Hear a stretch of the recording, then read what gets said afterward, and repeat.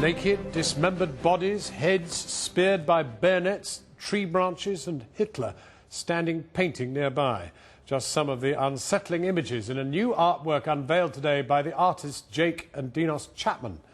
Made from thousands of miniature plastic figures, the piece is a new version of their most famous work, Hell, which was unfortunately destroyed in a warehouse fire 4 years ago. The exhibition at the White Cube Gallery in London depicts Nazi soldiers killing and mutilating each other in a concentration camp setting, and some viewers may find the images rather disturbing. Our arts correspondent Nicholas Glass has this report. Nazi-filled and deliberately chaotic, this is a landscape of horror in miniature and in plastic, of torture and unspeakable, gruesome things. As always, the art of the Chapman brothers intrigues and repels. They've never been that much interested in the beautiful. They've always been attracted unapologetically to the bloody, the dismembered and the mutant. All of this on a scale of 1 to 35. Do you see it as gruesome?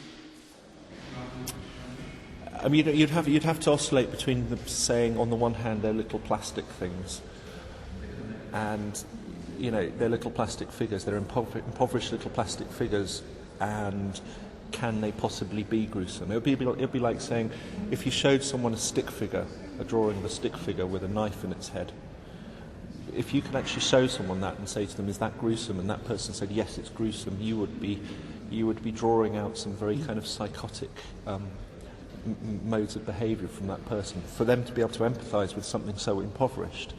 So I think this goes on in this work as well. The show was simply called Apocalypse at the Royal Academy in 2000, and here the Chapman brothers first presented their original version of Hell. It was reportedly sold to Charles Saatchi for £500,000. Hell was destroyed in a warehouse fire in the East End of London in 2004, along with a lot of other contemporary art, including Tracy Emin's Tent and Shed, and paintings by Damien Hirst and Paula Rago. We didn't know that our work was in the fire. We thought it was just all of our friends' work. So we drove by, had a drive-by laugh, came back to the studio and found out that Hell was actually in there as well. And kind of found that even more hilarious. Seriously? Yes. Yes. But did you know from the outset, as soon as it burnt, yes, we're going to remake it? Absolutely. Absolutely, because in some senses, when I talk about the idea of pathos, the idea that this work of art was aggressively attacking the notion of metaphysics, attacking the idea of some kind of beautiful poetic essence. So when it burned, it turned into literal essence, atmospheric essence. We had to reinstate its materiality by remaking it, by turning it back into an object again. If you get Jake's meaning, since the fire, the Chapman brothers have turned out a series of smaller hellscapes, almost a dozen of them. But now comes the bigger version, 4 years in the making, and quite a lot more expensive than the original, 15 times more expensive. To distinguish it from its predecessor, it's Hell with the F word attached. Mark II, we are told, has been sold to an unnamed collector for £7.5 million. Whether you like it or not, the Chapman brothers' vision of Hell, the sequel, is a fantastically detailed work of art. 9 cabinets of rusting iron containing thousands and thousands of plastic figures. Seen from above, the piece forms the shape of a swastika. It was imagined as a single landscape, a single topography that fractured. There are, as we've said, lots of Nazis here. Hitler crops up all over the place, here in a convoy of Volkswagens. But there are some surprises too. A familiar Chapman motif, a broken McDonald's sign. There are skeletal spacemen, some goat-headed creatures, and Stephen Hawking. Stephen Hawking? Yeah. Why is he there? Why not? There are goat-headed men. Why not? Hell's a very, very big place. I mean, the thing is that, what's the logic to Hell? It's the place that has no logic, surely.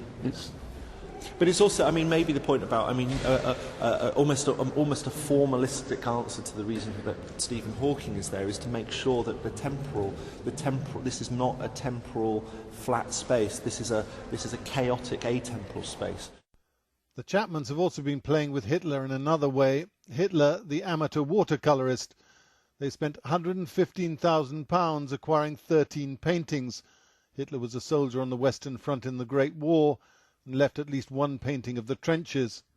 We embellished them with pathetic, miscoloured rainbows.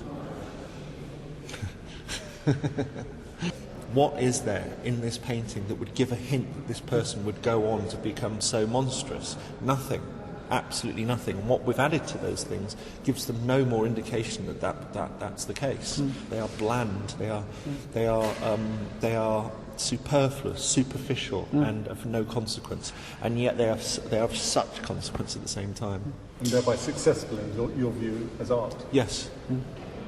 Only once we've touched them. Yeah. Now they are successful as art. And more expensive, £500,000 more expensive for a job lot. Which brings us back to Hell Mark II and a thought, what if it too went up in flames like the original? If it burns again, then it would imply that God hasn't read the rules properly, because actually it's flood. It's flood this time. So, but if it does get flooded, then definitely going to start going to church and atoning for our sins. But why he seems to be picking on us more than anyone else? I don't know. It's not like he needs us. He knows we can take a punch. Nicholas Glass in Hell with the Chapman brothers, and you can see the full interview on our website at the usual address.